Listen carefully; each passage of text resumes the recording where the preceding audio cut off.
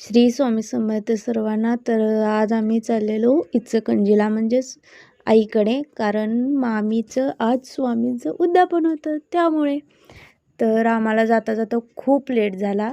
आम्ही तिथे 7:30ला पोचलेलो आणि मग आता आम्ही आईच्या घरी जात आहोत. आईच्या घरी गेल्या गेल्या आधी स्वामींना हार मामाने घातला आम्ही दिलेला, आणि मामीच्या अर्धीने मी तयारी झालेली, मुलांचं आवरून म्हणजे पुजून घेत होती.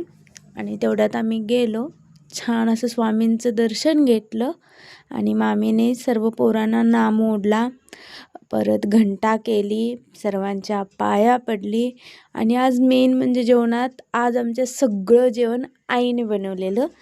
आणि मग मम्मीने तसेच मामीची ओटी पण भरून घेतली. ॲक्च्युली हे सगळं गडबडीत झालं, कारण की जायचं नाही होय नाही करत आमचं ठरलं, त्यामुळं हे सगळं गडबडीत झालं आमचं.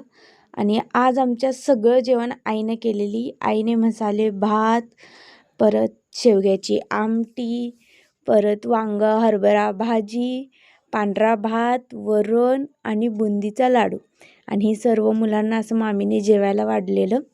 तरी मुलंही छान जेवलीत. मुलांचं जेवण झाल्यावर थोडे फोटो काढले, पप्पांचे, मम्मीचे, मामीचे, आणि मग परत रिटर्न आम्ही आमच्या घरी चाललो आहे.